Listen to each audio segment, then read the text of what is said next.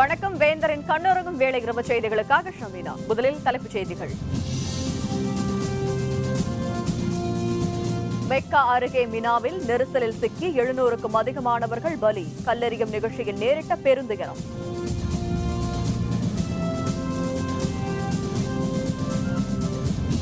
பதினைந்து மாதங்களில் அந்நிய முதலீடு 40% அதிகரித்துள்ளது. நியூயார்க்கில் பிரதமர் மோடி பேச்சு.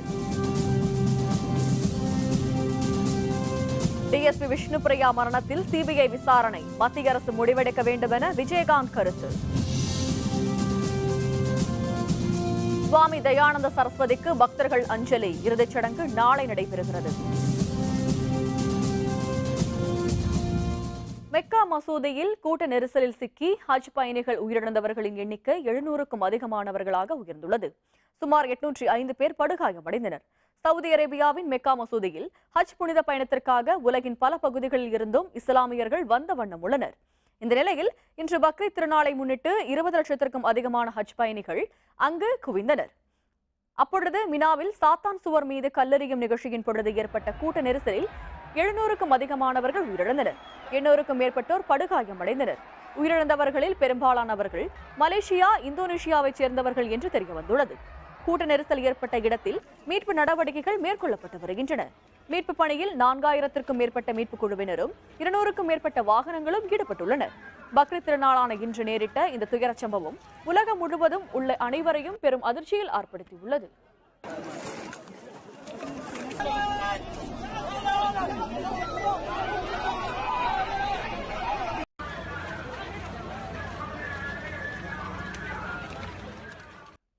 இதனிடையே மெக்கா கூட்ட நெரிசல் விபத்தில் உயிரிழந்தவர்களுக்கு பிரதமர் நரேந்திர மோடி இரங்கல் தெரிவித்துள்ளார். கூட்ட நெரிசலில் ஏராளமானவர்கள் இறந்தது வேதனை அளிப்பதாக அவர் வேதனை தெரிவித்துள்ளார்.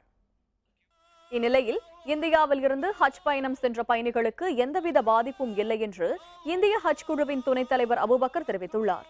மெக்காவிற்கு ஹஜ் புனித பயணம் மேற்கொண்ட தமிழர்களுக்கு தொழுகைக்கு மாலை நேரம் ஒதுக்கப்பட்டதால் அவர்களுக்கு எந்த பாதிப்பும் இல்லை என்றும் அவர் குறிப்பிட்டார். ஹஜ் குழு துணைத் தலைவர் இவ்வாறு கூறியுள்ள நிலையில் இந்த விபத்தில் ஹைதராபாத்தைச் சேர்ந்த பிபிஜான் என்ற 60 வயது பெண் ஒருவர் உயிரிழந்ததாகவும் 21 இந்தியர்கள் படுகாயமடைந்திருப்பதாகவும் உறுதிப்படுத்தப்படாத தகவல்கள் தெரிவிக்கின்றன. இதனிடையே மெக்காவில் கூட்ட நெரிசலில் ஹைதராபாத்தைச் சேர்ந்த பிபிஜான் உயிரிழந்ததற்கு ஆந்திர முதல்வர் சந்திரபாபு நாயுடு இரங்கல் தெரிவித்துள்ளார். I am expressing deep condolences to the victim's family.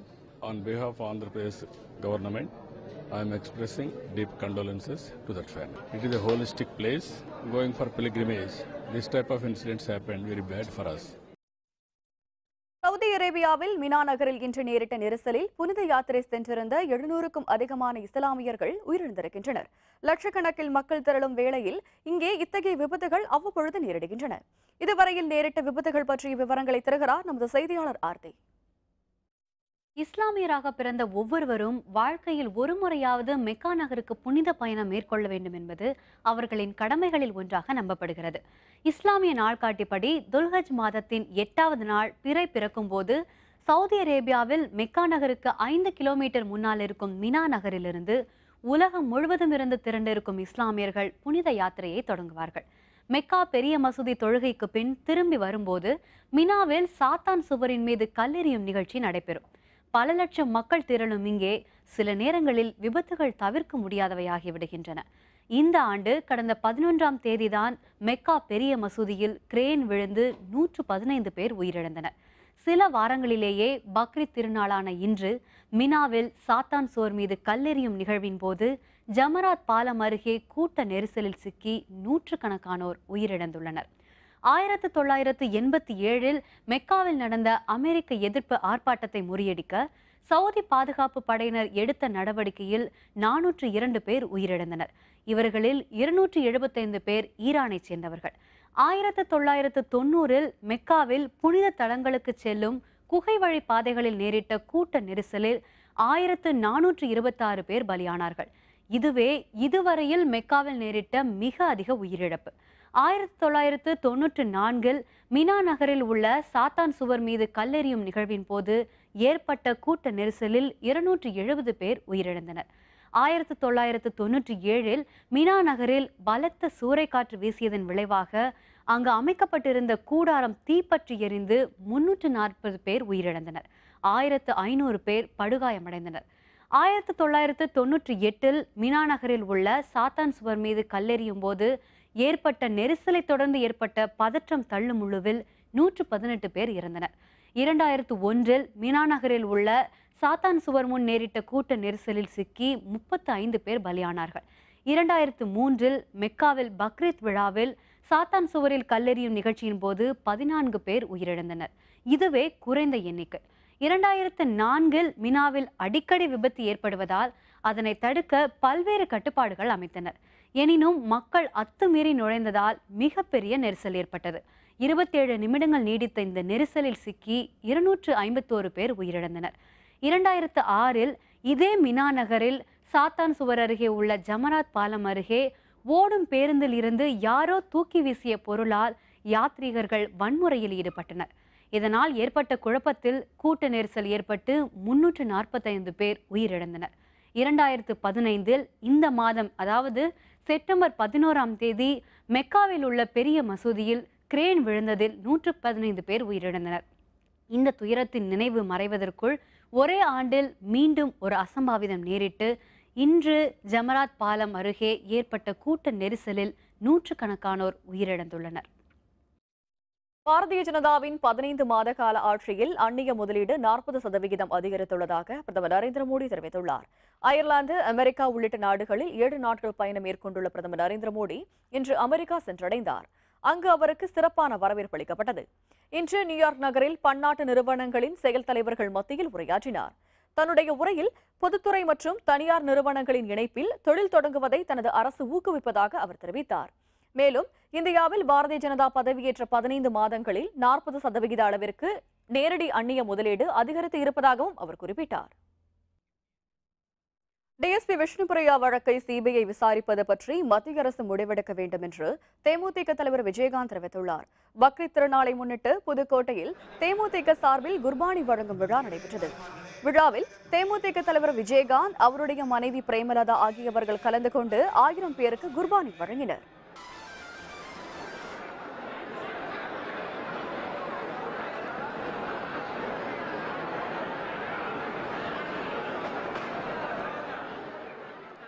CBI யாரோட போலீஸ்? மத்திய அரசு சொல்லட்டுமே. மத்திய அரசு இவங்க கேட்டாதானே சொல்லணும். அதே மாதிரி நான் ஒன்று நீங்கள் கேட்காது.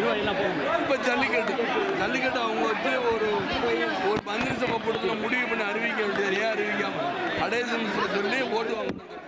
இஸ்லாமியர்களை சிறுபான்மை இன மக்கள் என்று கூறி வருவோர் அவர்கள் பெரும்பான்மையாக உதவ முன்வரவில்லை என்று குறிப்பிட்டார். மேலும் மக்களவைத் தேர்தலில் போட்டியிடுவதற்கு மற்ற கட்சிகள் 1 அல்லது 2 இஸ்லாமிய வேட்பாளர்களை மட்டுமே அறிமுகம் செய்த பொழுது தேமுதிக மட்டுமே 14 இஸ்லாமிய வேட்பாளர்களை களத்தில் இறக்கியதாக தெரிவித்தார். மற்ற கட்சிகள் எல்லாம் நாங்க தான் இஸ்லாமியர்களுடைய உற்ற தோழர் நண்பர்னு சொல்லுவாங்க. ஆனா இஸ்லாமியர்களுக்கு யாருமே எம்பி சீட்ல 1 இல்ல 2, அதுவும் கூட்டணி கட்சியில் இருக்கிறவங்களுக்கு தான் கொடுப்பார்.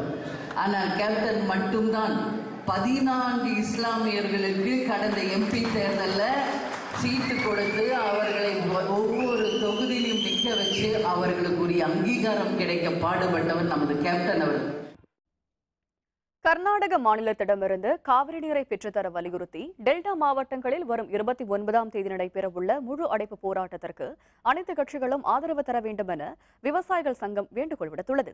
தஞ்சையில் செய்தியாளர்களுடன் பேசிய தமிழ்நாடு விவசாயிகள் சங்கத்தினர், டெல்டா மாவட்டங்களில் கடைமடை பகுதிகளை தண்ணீர் சென்று சேராததால் பயிர்கள் கருகும் நிலையில் உள்ளதாக கூறினர். மேலும் வரும் 29ஆம் தேதி தஞ்சை, நாகை, திருவாரூர் ஆகிய டெல்டா மாவட்டங்களில் நடைபெறவுள்ள முழு அடைப்பிற்கு அனைத்து கட்சிகளும் ஆதரவளிக்க வேண்டும் எனவும் அவர்கள் கேட்டுக் கொண்டுள்ளனர். வரக்கூடிய செப்டம்பர் மாதம் 29ஆம் தேதி தஞ்சை, நாகப்பட்டினம், திருவாரூர் ஆகிய 3 மாவட்டங்களில் 2 தமிழ்நாடு விவசாயிகள் சங்கங்களின் சார்பில் ரயில் மறியல், சாலை மறியல் மற்றும் கடையடைப்பு போராட்டத்திற்கு அழைப்பு விடுத்திருக்கிறோம். நடுவர் மன்றம் குறிப்பிட்ட 2 குழுக்களை அமைத்திருக்க வேண்டும். 7 ஆண்டுகள் கடந்ததற்கு பிறகும் அமைக்காமல் இருப்பது என்ன காரணம்? முந்தைய காங்கிரஸ் தலைமையிலான அரசும் அதில் பாராமுகமாக இருந்திருக்கிறது. இந்த அரசும் பாராமுகமாக இருந்து வருகிறது. இது ஏற்புடையதல்ல. உதகை மற்றும் கொடைக்கானலில் விதிமீறி கட்டப்பட்டுள்ள கட்டடங்கள் பற்றி ஆய்வு செய்ய சென்னை உயர்நீதிமன்றம் அமைத்த குழுவிற்கு உச்சநீதிமன்றம் தடை விதித்துள்ளது. கொடைக்கானல் சுற்றுச்சூழல் இளைஞர் சேவை அமைப்பினர் தாக்கல் செய்த மனுவின் அடிப்படையில் உதகை மற்றும் கொடைக்கானலில் விதிமீறல் கட்டடங்களை ஆய்வு செய்ய இரு குழுக்களை கடந்த மாதம் 31ஆம் தேதி சென்னை உயர்நீதிமன்றம் நியமித்தது. ஓய்வு பெற்ற நீதிபதிகள் கே. சந்துரு, கே. சம்பத் மற்றும் ஓய்வு பெற்ற IAS அலுவலர்கள் ஷீலா ராணி சுங்கத், கே. பாலகிருஷ்ணன் ஆகியவர்கள் அதில் இடம்பெற்றனர். உயர்நீதிமன்ற உத்தரவை எதிர்த்து தமிழக அரசு உச்சநீதிமன்றத்தில் மேல்முறையீடு செய்தது. இதனை இன்று விசாரித்த நீதிபதி தீபக் மிஸ்ரா அமர்வு சென்னை உயர்நீதிமன்ற உத்தரவிற்கு தடை விதித்து உத்தரவிட்டது. கோவை ஆர்ஷவத்யா குருகுல நிறுவனரும் வேதாந்த ஞானியுமான சுவாமி தயானந்த சரஸ்வதிக்கு அவருடைய பக்தர்கள் இறுதி அஞ்சலி செலுத்தி வருகின்றனர். கடந்த சில மாதங்களாக நுரையீரல் பாதிப்பு காரணமாக சிகிச்சை பெற்று வந்த அவர் உத்தரகண்ட் மாநிலம் ரிஷிகேஷில் உள்ள அவருடைய ஆசிரமத்தில் நேற்று இரவு மகா சமாதி அடைந்தார். அவரது உடலுக்கு உத்தரகண்ட் முதல்வர் ஹரிஷ் ராவத் உள்பட பலர் அஞ்சலி செலுத்தினர். திருவாரூர் மாவட்டம் மஞ்சக்குடியில் பிறந்த சுவாமி தயானந்த சரஸ்வதி சுவாமி சின்மயானந்தவிடம் சன்னியாசம் பெற்றவர். கோவை மாவட்டம் ஆனைக்கட்டி பகுதியில் ஆர்ஷவித்யா குருகுலத்தை நிறுவதையுடன் ரிஷிகேஷ், நாகபுரி, அமெரிக்காவின் செலஸ்பர்க் ஆகிய இடங்களில் ஆசிரமத்தை நிறுவி வேதாந்த கருத்துக்களை பரப்பி வந்தார். அவருடைய சொற்பொழிவுகள் பல்வேறு மொழிகளில் புத்தகங்களாக வெளிவந்துள்ளன. பிரதமர் நரேந்திர மோடி, நடிகர் ரஜினிகாந்த் உள்பட பல ஆளுமைகள் தயானந்த சரஸ்வதியின் வழியை பின்பற்றுபவர்கள். தனது ஆன்மீக குருவான சுவாமி தயானந்த சரஸ்வதியை கடந்த 11ஆம் தேதி பிரதமர் நரேந்திர மோடி சந்தித்து பேசினார். பிரதமர் மோடி இன்று வெளியிட்டுள்ள இரங்கல் செய்தியில் அறிவு, ஆன்மீகம் மற்றும் சேவையின் ஆற்றல் மையமாக திகழ்ந்த சுவாமிஜியின் மறைவு தனக்கு தனிப்பட்ட முறையில் பேரிழப்பு என்று தெரிவித்துள்ளார். இதனிடையே சுவாமி தயானந்த சரஸ்வதியின் இறுதிச் சடங்குகள் ரிஷிகேஷில் நாளை நடைபெறும் என்று ஆசிரம நிர்வாகம் தெரிவித்துள்ளது. மக்களை பற்றி கவலைப்படாத ஸ்டாலின், அன்புமணி ராமதாஸ் குற்றச்சாட்டு. விவரம் விளம்பர இடைவேளைக்கு பிறகு.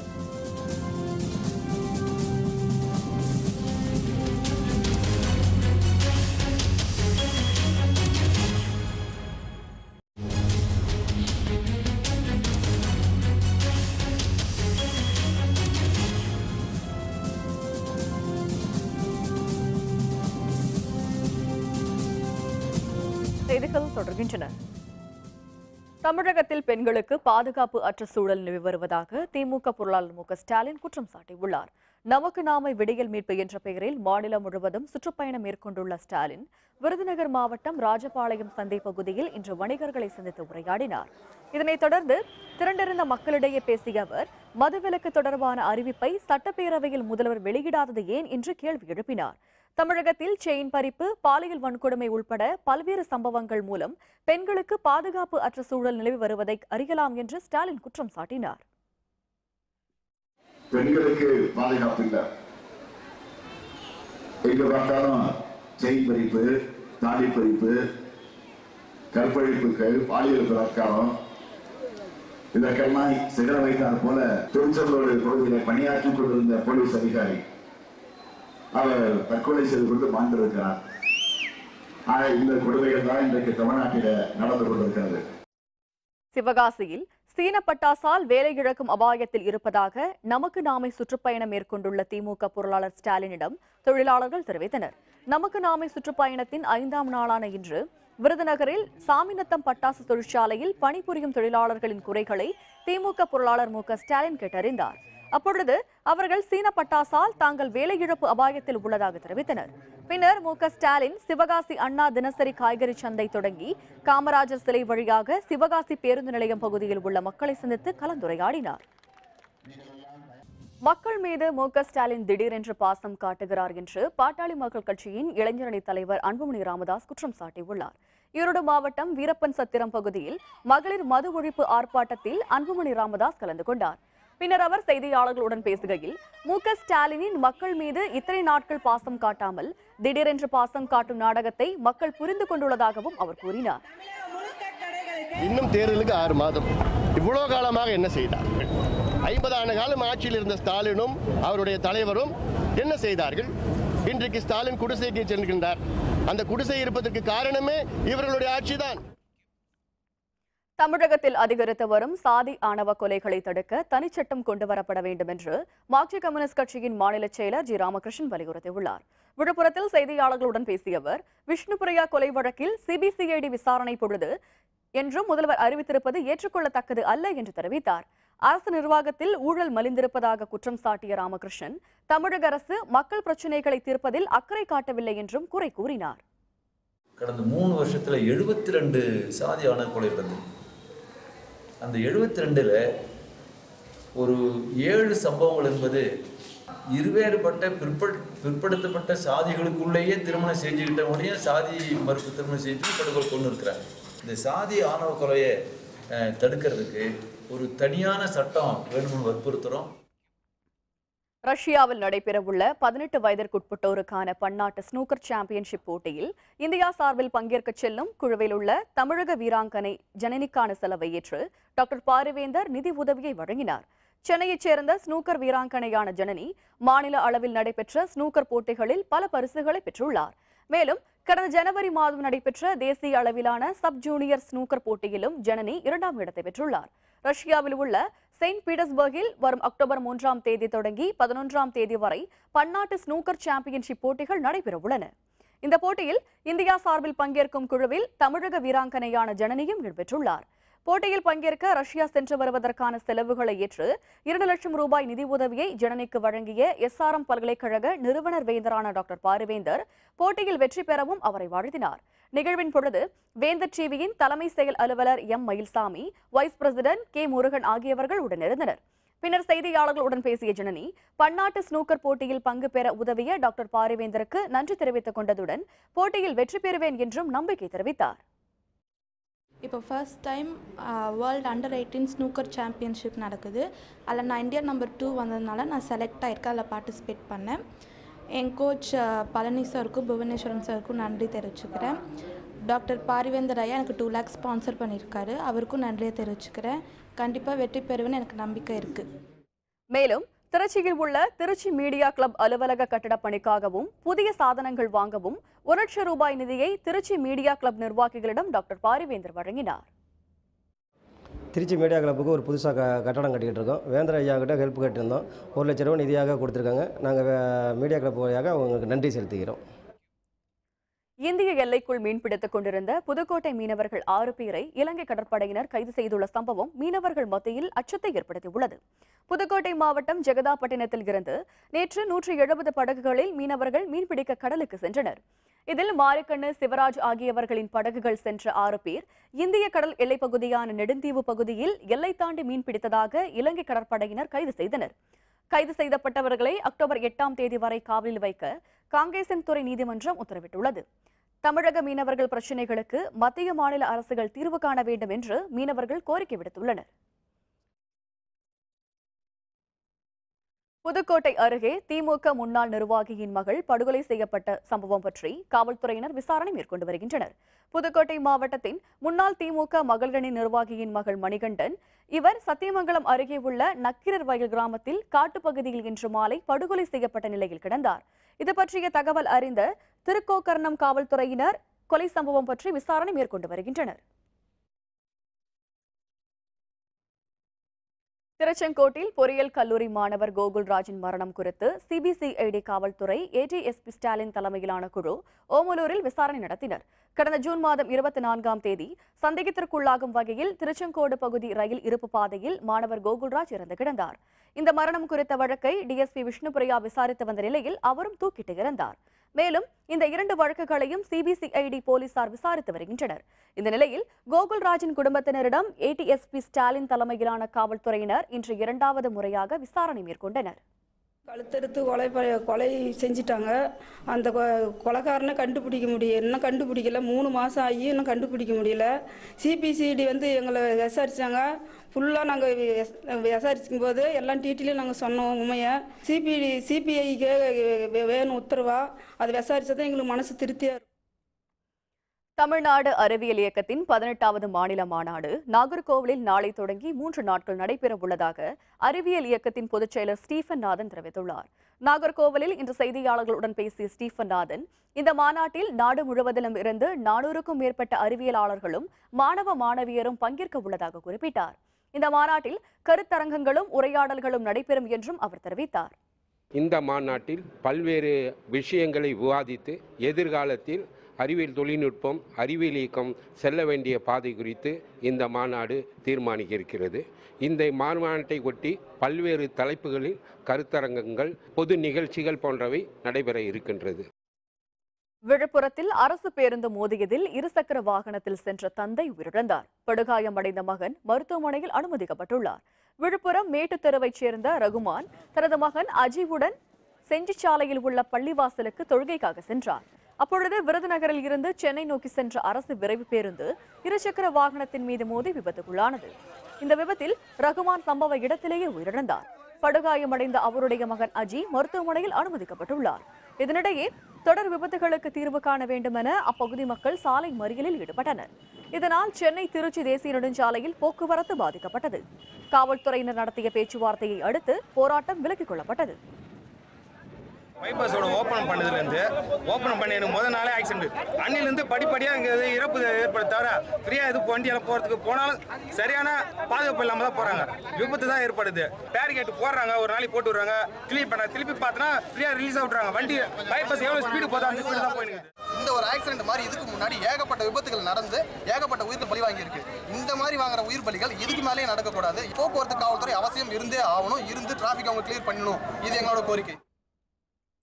வத்தலகுண்டு நகரில் பட்டப்பகலில் தனியார் நிதி நிறுவனத்தில் புகுந்து பல கோடி ரூபாய் மதிப்புள்ள நகைகள் மற்றும் 17 லட்சம் ரூபாயை முகமூடி கொள்ளையர்கள் கொள்ளையடித்து சென்றுள்ளனர்.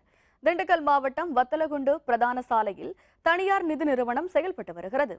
இன்று காலை ஊழியர்கள் வழக்கம் போல் நிறுவனத்தை திறந்ததும் அடையாளம் தெரியாத வகையில் முகமூடி அணிந்து வந்த 6 பேர் கத்தி முனையில் லாக்கரை திறக்கும்படி மிரட்டியுள்ளனர்.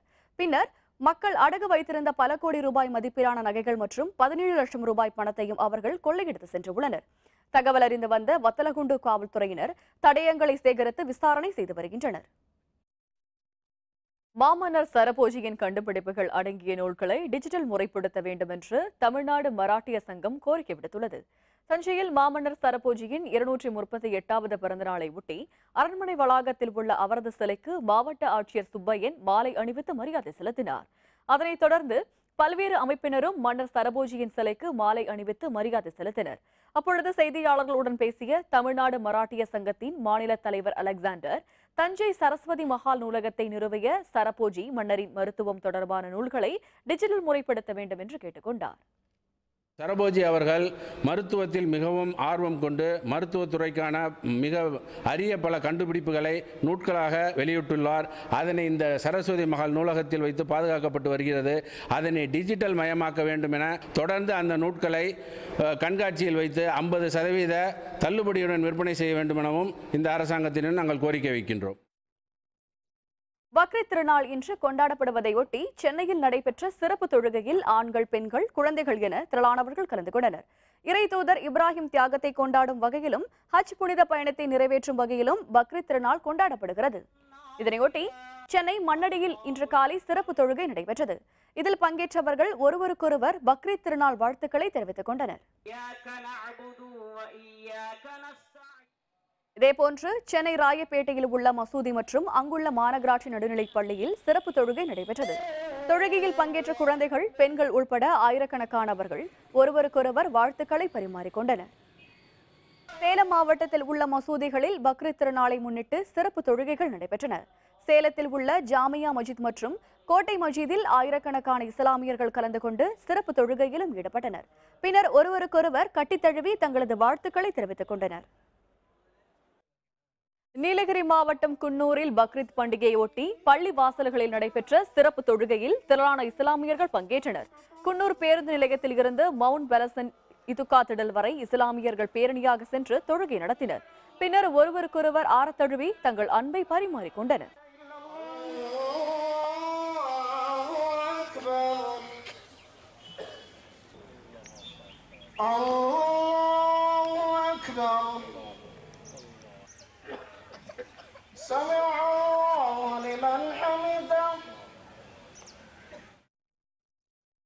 இந்தியா பாகிஸ்தான் போரில் இந்தியா வெற்றி பெற்றதன் பொன் விழாவை ஒட்டி வெலிங்டன் ராணுவ முகாமில் ராணுவ வீரர்கள் இசையஞ்சலி செலுத்தினர்.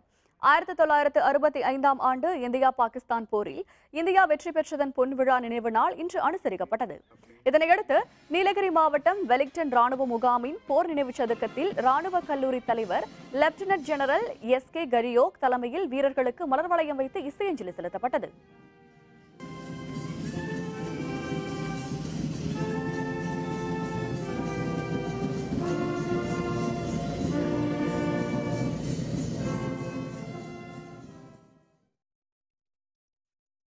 தேனி மாவட்டம் பெரியகுளம் அருகே உள்ள கும்பக்கரை அருவிற்கு நீர்வரத்து அதிகரித்துள்ளதால் சுற்றுலா பயணிகள் மகிழ்ச்சி அடைந்துள்ளனர். கடந்த சில மாதங்களாக பெரிய அளவில் மழை பெய்யாததால் கும்பக்கரை அருவியில் குறைவாக தண்ணீர் வந்து தற்பொழுது மேற்கு தொடர்ச்சி மலையில் பெய்து வரும் தொடர் மழையால் அங்கு தற்பொழுது நீர்வரத்து சற்று அதிகரித்துள்ளது. கும்பக்கரை அருவியில் மூலிகைகள் கலந்த தண்ணீர் வருவதால் இதில் குளிக்கும் பொழுது தங்கள் புத்துணர்ச்சி அடைவதாக சுற்றுலா பயணிகள் தெரிவித்தனர். கும்பகரை அருவிக்கு குளிக்க என்ஜாய் பண்ண வந்தோம். முதல்ல 2 நாள் மட்டும் தண்ணி இல்லைன்னு சொன்னாங்க. இப்போ தண்ணி நிறையா வந்துகிட்டு இருக்கு. ஃபேமிலியோட வந்து குளிக்க நல்ல பிளேஸாக இருக்குது. அதுவும் இந்த ஹாட் அண்ட் சிட்டிக்குள்ளேருந்து வந்து இந்த ஒரு ஜில்லுன்னு ஒரு கிளைமேட்டில் செம்மையாக இருக்குது. நாங்கள் இப்போ தான் வந்திருக்கோம் ஃபஸ்ட் டைமாக. ரொம்ப நல்லா இருக்குது, என்ஜாய் பண்ணுற மாதிரி இருக்குது. பிள்ளைங்களோட ஃபேமிலியோட வந்திருக்கிறோம். ரொம்ப நல்லா இருக்குது, குளிச்சுட்டே இருக்கணும் போல இருக்குது. தண்ணி நிறையா வருது. எல்லாருமே ஃபேமிலியோட வந்து என்ஜாய் பண்ணுற ஒரு நல்ல இடமா இருக்குது. கண்டிப்பாக எல்லாரும் வந்து என்ஜாய் பண்ணால் நல்லா இருக்கும். ஈரோட்டில் உள்ள கஸ்தூரி அரங்கநாதர் கோவிலில் இன்று தேரோட்ட திருவிழா நடைபெற்றது. இதில் திரளான பக்தர்கள் கலந்து கொண்டு தேர்வடம் பிடித்தனர். ஈரோட்டில் உள்ள பழமை வாய்ந்த கோவில்களில் ஒன்றான கஸ்தூரி அரங்கநாதர் கோவிலில் புரட்டாசி திருவிழா நடைபெற்று வருகிறது. இன்று தேரோட்டத்தை ஒட்டி கோவிலில் இருந்து ஊர்வலமாக எடுத்து வரப்பட்ட உற்சவர் சுவாமிகள் அலங்கரிக்கப்பட்ட தேரில் படியமர்த்தப்பட்டு சிறப்பு பூஜைகள் நடைபெற்றன. மாவட்ட ஆட்சியர் S. பிரபாகர், ஈரோடு நாடாளுமன்ற உறுப்பினர் S. செல்லகுமார், சின்னையா ஆகியவர்கள் வடம் பிடித்து தேரோட்டத்தை தொடங்கி வைத்தனர். இதனைத் தொடர்ந்து திரளான பக்தர்களில் கோவிந்தா முழக்கத்துடன் ஈஸ்வரன் கோவிலில் வீதி வழியாக வலம் வந்த தேர் மீண்டும் நிலையை அடைந்தது. பெருமாள் லட்சுமி அம்மா நேற்று கல்யாண உற்சவம். இன்றைக்கி வந்து கல்யாணம் முடிச்சுட்டு இன்றைக்கி வலம் வருவாருங்க. புரட்டாசினாவே ரொம்ப ஸ்பெஷல். அதுலேயும் இது வந்து ஏகாதசிக்குள்ளே ரொம்ப பெரிய விஷயம். இன்றைக்கி வந்து இதில் கலந்துக்கிறவங்க ரொம்ப புண்ணியம் பண்ணியிருக்கணும். திருப்பதி பிரம்மோற்சவ விழா இன்றுடன் நிறைவு பெறுகிறது. 9ஆம் நாளான இன்று மாலை திருச்சவுகை என்னும் பல்லக்கில் ஏழுமலையான் உபநாச்சியாருடன் திருமாட வீதியில் உலா வந்ததை லட்சக்கணக்கான பக்தர்கள் தரிசனம் செய்தனர். திருப்பதி ஏழுமலையான் கோவிலில் பிரம்மோற்சவ விழா கடந்த 16ஆம் தேதி கொடியேற்றத்துடன் சிறப்பாக தொடங்கியது. இதனையொட்டி பகல் இரவு என இரு வேளைகளிலும் ஏழுமலையான் பல்வேறு வாகனங்களில் வெவ்வேறு அலங்காரத்தில் எழுந்தருளி அருள் பாலித்து வந்தார். பிரம்மோற்சவ விழாவின் இறுதி நாளான இன்று வராக புஷ்கரணியில் சகஸ்ரநாமம் நடைபெற்றது. இதில் லட்சக்கணக்கான பக்தர்கள் கலந்து கொண்டு சுவாமி தரிசனம் செய்தனர். இதனைத் தொடர்ந்து இன்று மாலை ஏழுமலையான் உபநாச்சியாருடன் திருமாட வீதியில் உலா வந்தார். இதில் லட்சக்கணக்கான பக்தர்கள் கலந்து கொண்டு ஏழுமலையானை தரிசனம் செய்தனர்.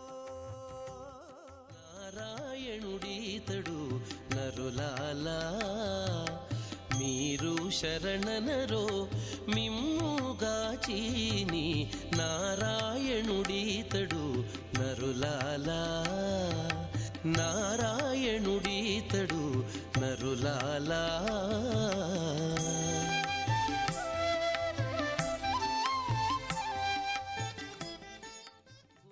இதனைத் தொடர்ந்து இரவு துவஜ ரோகணம் நடக்கிறது. பிரம்மோற்சவம் நிறைவடைந்ததற்கு அறிகுறியாக வேத மந்திரங்கள் முழங்க கருடன் கொடி கீழிறக்கப்படும். அத்துடன் பிரம்மோற்சவ நிகழ்ச்சிகள் நிறைவடைகிறது. அடுத்த நவராத்திரி பிரம்மோற்சவ விழா வருகிற அக்டோபர் மாதம் 14ஆம் தேதி தொடங்கி 22ஆம் தேதி வரை நடைபெறுகிறது.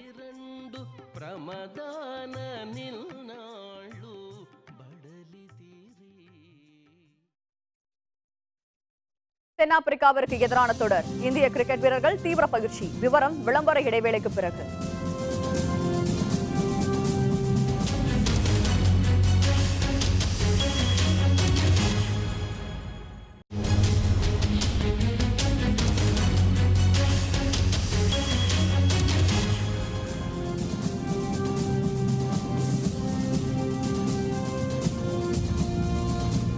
செய்திகள் தொடர்கின்றன. இனி அயலக செய்திகள்.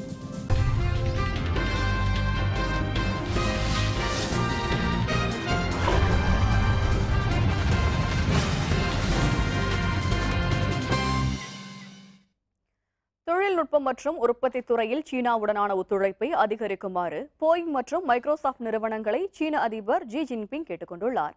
ஐநா அவை கூட்டத்தில் பங்கேற்பதற்காக அமெரிக்காவிற்கு சுற்றுப்பயணம் மேற்கொண்டுள்ள ஜின்பிங் வாஷிங்டன் மாகாணத்தில் உள்ள எவரெட் பகுதியில் போயிங் விமான நிறுவன தொழிற்சாலையை பார்வையிட்டார்.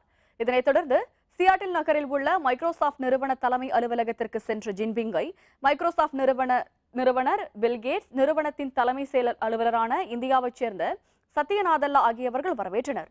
பின்னர் செய்தியாளர்களுடன் பேசிய ஜின்பிங் சீனாவுடன் தொழில்நுட்பம் மற்றும் உற்பத்தி ரீதியிலான ஒத்துழைப்பை அதிகரிக்குமாறு நிறுவனங்களை கேட்டுக்கொண்டார்.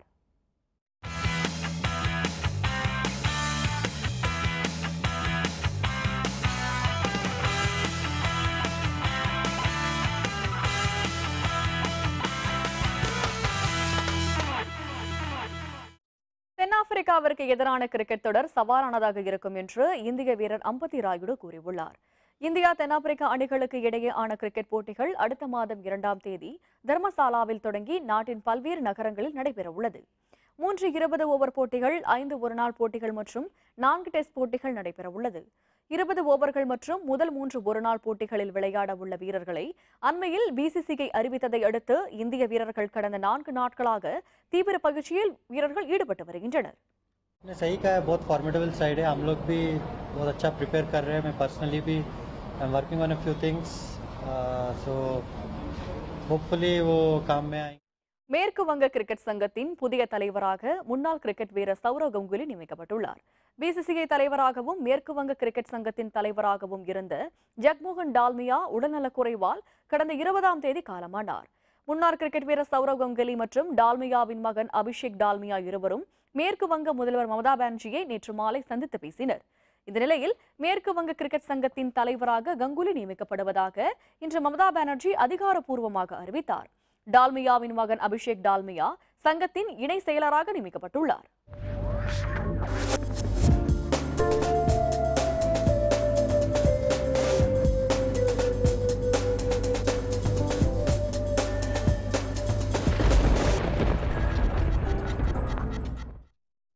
இனி இன்றைய வானிலை நிலவரம். தமிழகம் மற்றும் புதுச்சேரியில் ஒரு சில இடங்களில் மழை அல்லது இடியுடன் கூடிய மழை பெய்ய வாய்ப்பிருப்பதாக சென்னை வானிலை ஆய்வு மையம் அறிவித்துள்ளது.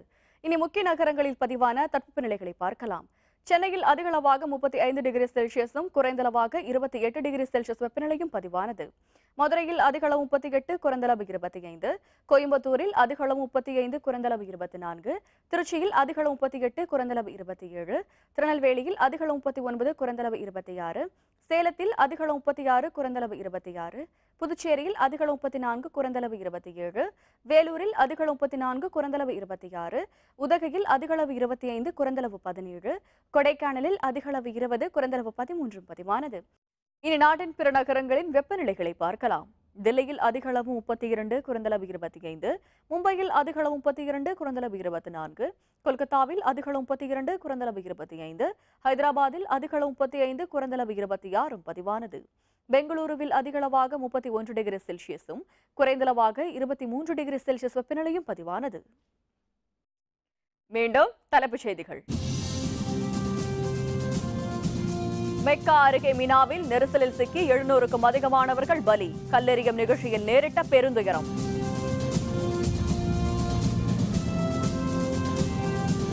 பதினைந்து மாதங்களில் அந்நிய முதலீடு 40% அதிகரித்துள்ளது. நியூயார்க்கில் பிரதமர் மோடி பேச்சு.